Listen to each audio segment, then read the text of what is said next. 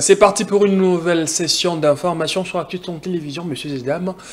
Bienvenue à vous. Ouvrons ces journaux par cette nouvelle. Le président de la République, Félix-Antoine Tshisekedi, a inauguré le mardi 10 juin le nouveau siège provincial de la Commission électorale nationale indépendante CENI, situé dans la commune de Dilala à Kolwezi, dans la province des Lualaba. Cet immeuble de type R1 comprend 13 bureaux, une grande salle des réunions au rez-de-chaussée, une salle des réunions au premier niveau, un entrepôt, une salle de formation ainsi que plusieurs compartiments utilisateurs. À son nom, le gouverneur de la province de Lualaba, Fifi Masuka Saini, ces bâtiments répondent à un besoin urgent. Toujours dans la ville de Kolwezi, un prix de reconnaissance a été remis à 3 gouverneurs des provinces pour leur engagement dans la lutte contre les épidémies par la vaccination. Le ministère de la Santé publique qui a mis en place cette initiative souligne qu'il vise à encourager les efforts locaux dans la prévention des maladies à travers des campagnes de vaccination efficaces et adaptées aux réalités de chaque province. Il s'agit du gouverneur Kitungwa de Tanganyika, Marmo Banza du Olomami et Fifi Masuka Saini de Lualaba. Lors de ces sessions, Excellence, nous avons décidé de décerner aux meilleurs gouverneurs dans la lutte contre la vaccination un diplôme. Et c'est l'exercice que nous allons faire actuellement parce que 3 provinces se sont distinguées. Nous allons leur remettre, vous allez leur remettre, Excellence, Monsieur le Président de la République, le diplôme de reconnaissance de cette distinction. Pour arriver à cette classification, plusieurs critères ont été sélectionnés. D'abord, il y a des provinces, chaque province, on a demandé à chaque province de décaisser $1 par enfant vacciné. Ensuite, de promulguer un édit pour le financement de la vaccination. Troisièmement, d'organiser 4 réunions trimestrielles présidées par le gouverneur. Quatrièmement, organiser 12 réunions annuelles présidées par le ministre de la Santé provinciale. Cinquièmement, mettre en place un réseau de parlementaires congolais pour l'appui à la vaccination au niveau provincial.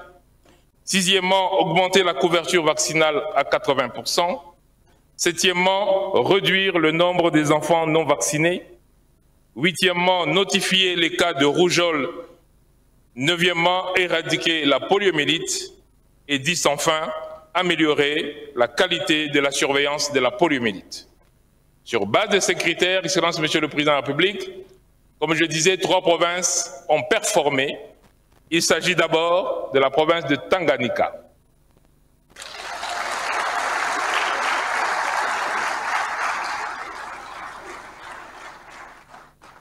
Je vais remettre le diplôme au Président de la République pour vous le donner.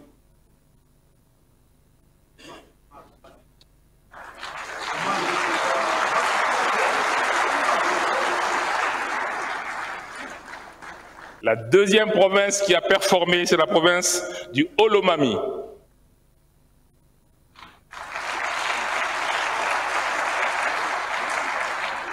Que le Lualaba est la 3e province qui a performé.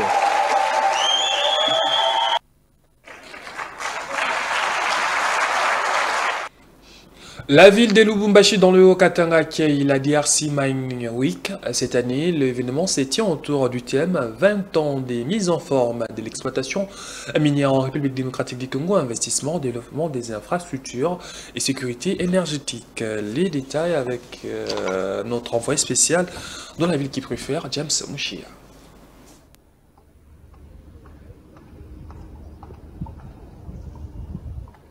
Monsieur, nous sommes en direct de Lubumbashi, dans la province du Haut-Katanga, où la ville va accueillir aujourd'hui la DRC Mining Week 2025, présentée comme les plus grands rendez-vous nationaux des acteurs du secteur minier. Durant 3 jours, soit du 11 à 13 juin 2025, des chefs d'entreprise et acteurs du secteur minier vont se pencher sur différents sujets afin de résoudre le problème auquel fait face ce secteur, poumon économique de la République démocratique du Congo. Et en cette année 2025, Madame, Monsieur, une année des vingtaines de la DRC Mining Week, cette édition promet d'offrir une expérience inoubliable en tant que plus grande plateforme minière et d'infrastructures en République démocratique du Congo. La DRC Mining Week rassemble plus de 500 participants venus de plus de 50 pays. Cette année, l'événement se tiendra autour du thème 20 ans de mise en forme de l'exploitation minière en République démocratique du Congo, investissement, développement des infrastructures et sécurité énergique, vision 2025-2030. Revenons à Kinshasa pour prendre la direction du Palais du Peuple. À l'Assemblée nationale, les députés nationaux ont examiné 8 projets de loi des rectifications portés par le ministre des Finances, Doudou Fouamba-Li Koundé, au cours de la séance plénière tenue le mardi. Il s'agit notamment du projet de loi autorisant la rectification de l'accord des crédits à conclure entre la République démocratique du Congo et l'Association internationale de développement au titre du premier appui budgétaire sur la gouvernance, la transparence et la résilience économique de la RDC pour un montant de 600 millions de dollars américains. Les députés nationaux ont examiné 8 projets de loi de ratification portés par le ministre des Finances Doudou Fouamba-Li Koundé Libotaï au cours de la séance plénière du mardi 10 juin 2025.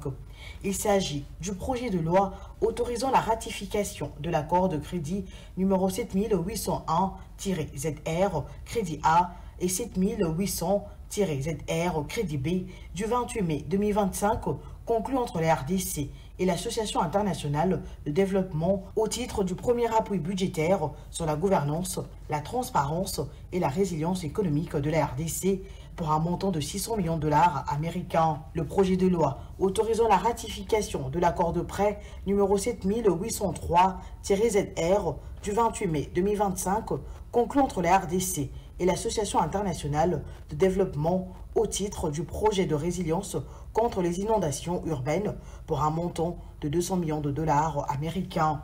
Le projet de loi autorisant la ratification de l'accord de crédit A numéro 7816-ZR et de l'accord de crédit B numéro 7815-ZR du 4 juin 2025 conclu entre la RDC et l'Association internationale de crédit. Le projet de loi autorisant la ratification de l'accord de crédit A numéro 7818-ZR et de l'accord de crédit B numéro 7817-ZR du 4 juin 2025 conclu entre la RDC et l'Association internationale de développement au titre du projet de développement de transport et de la connectivité pour un montant respectif de 115,2 et 255 millions de dollars américains.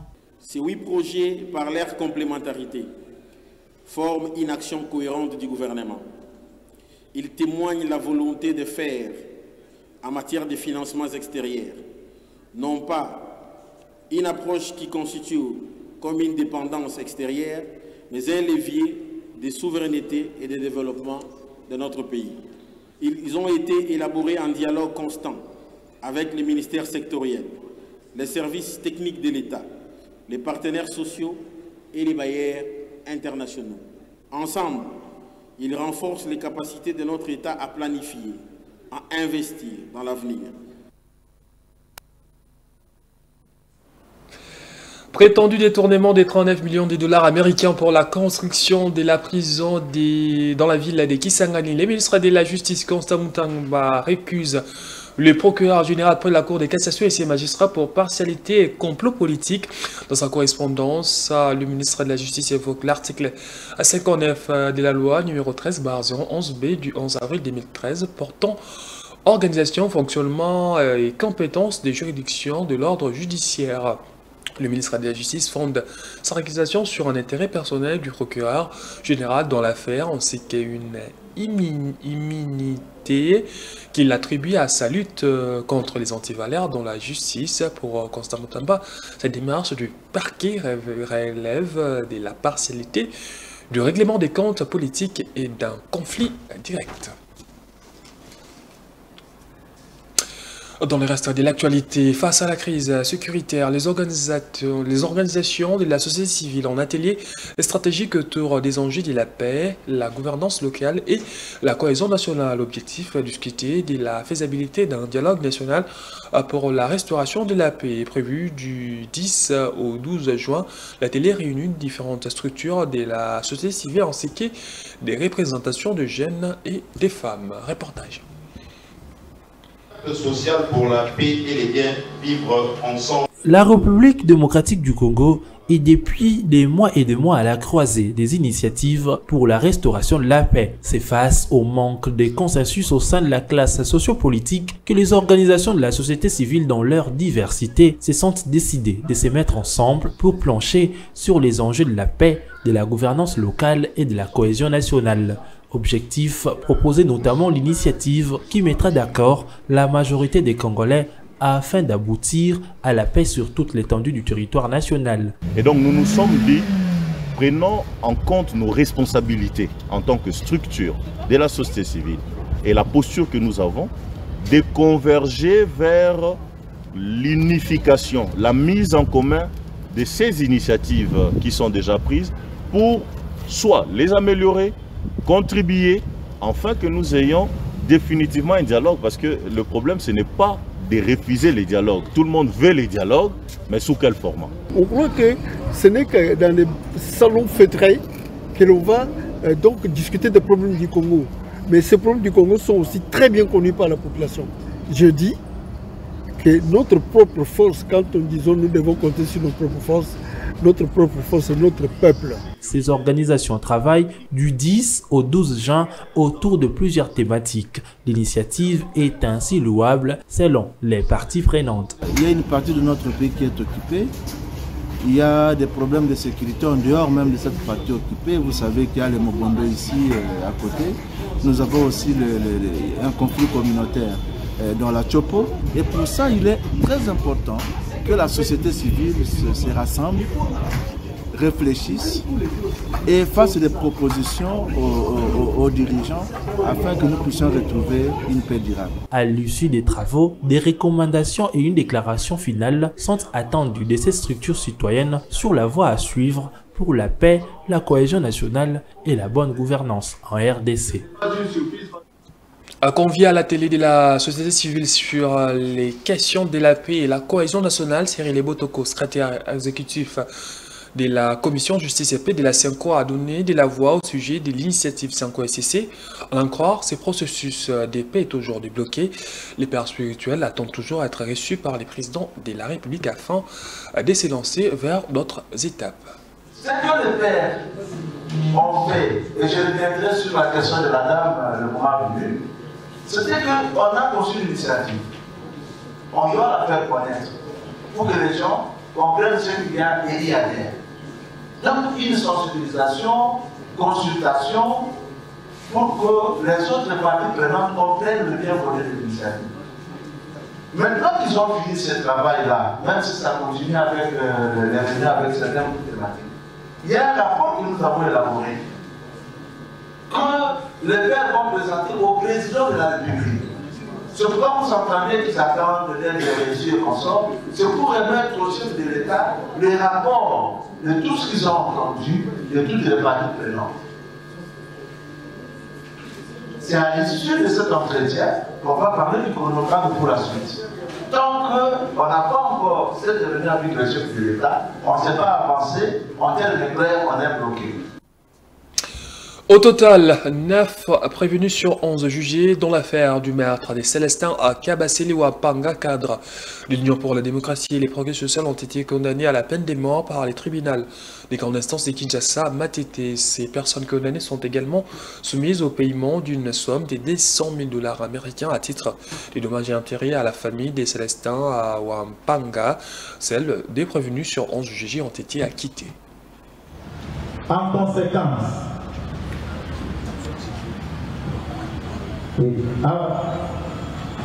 l'infraction des meurtres à charge de prévenir Alomba Laurent et Mutombo Boa. En conséquence, les Amakites et le renvoi des fins de toute poursuite judiciaire. Dit par contre, établit en fait comme en droit l'infraction des meurtres dans les chefs de prévenus Lohata Famba Abe alias Otondo Wosha Medar fils, Longamba Wosha Eli, Bokungu Joli Bochen, Louindula Mavungu Dieu merci, Moussa Hamadi Patrick, Chiba Kacho Moana Jordan, Chako Ilunga Paul et Wembo Pia Cédric. En conséquence, les condamne tous à la peine de mort, ordonne leur arrestation immédiate, reçoit la construction de la partie civile Chilumba Moana Paulin, mais la vie non fondée.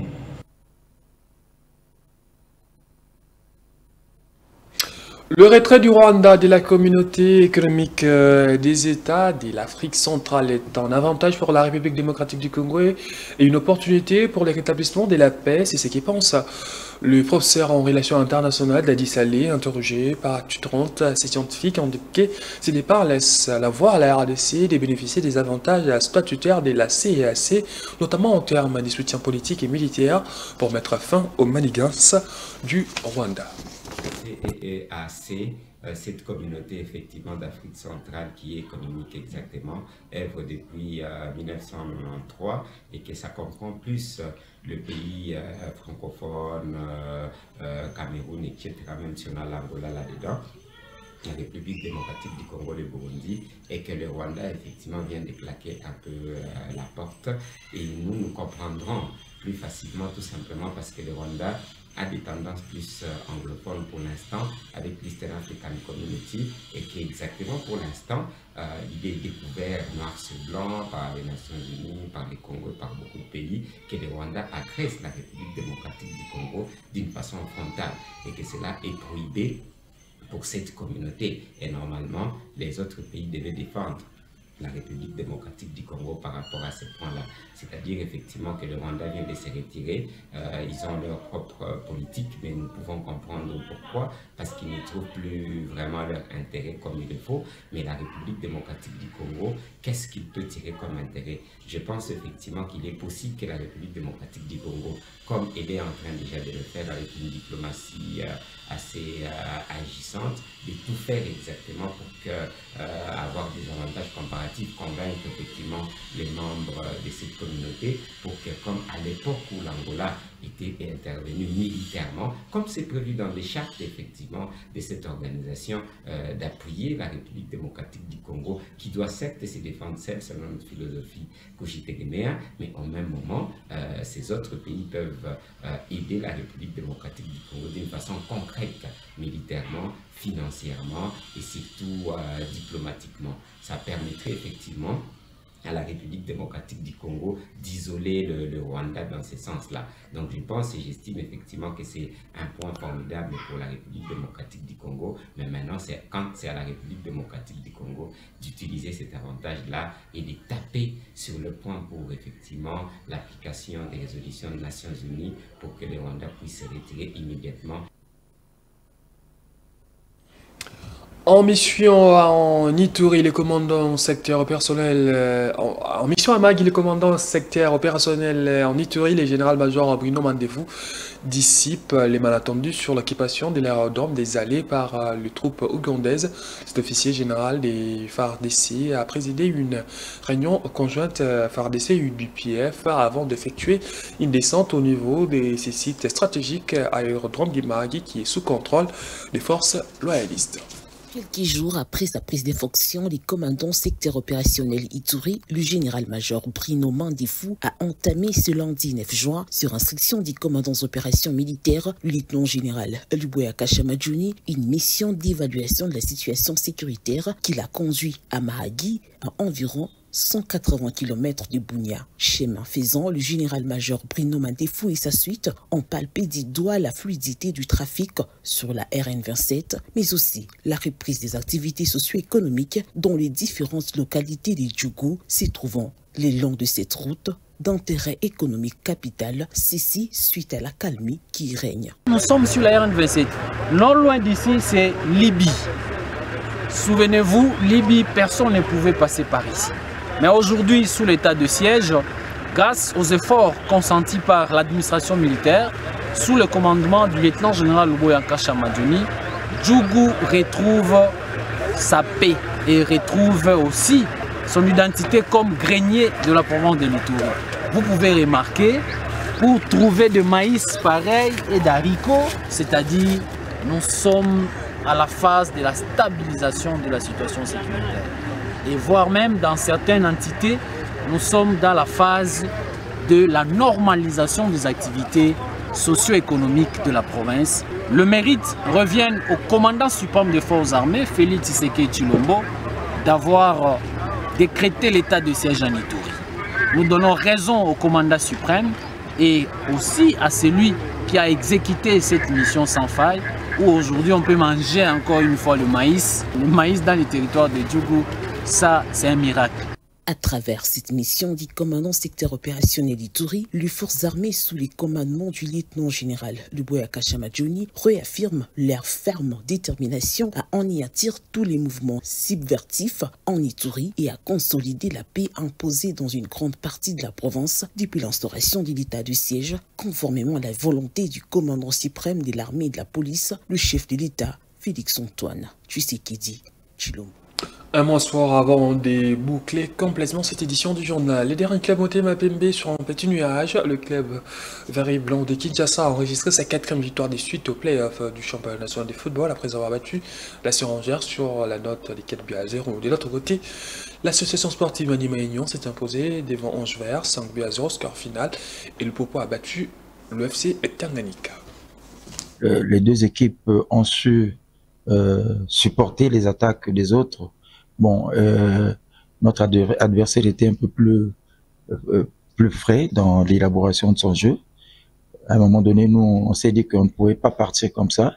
Il fallait qu'on attende la deuxième mi-temps. Donc, on a essayé un peu nous sommes revenus sur notre bloc médian pour concéder d'abord à un nul et puis voir comment est-ce qu'on pourrait faire en deuxième mi-temps. Et c'est ce que nous avons fait en deuxième mi-temps. On a senti que effectivement l'adversaire a reculé. Bon, ben on en a profité. Nous avons placé 2 gars qui partent vite sur les côtés, tout en tenant compte que ça pouvait marcher, et malgré la maladresse. Mais on a quand même essayé. On a pu marquer 4 buts. Fin de cette édition du journal. Grand merci à vous de nous avoir suivis et bonne suite des programmes sur Actu 30 Télévision.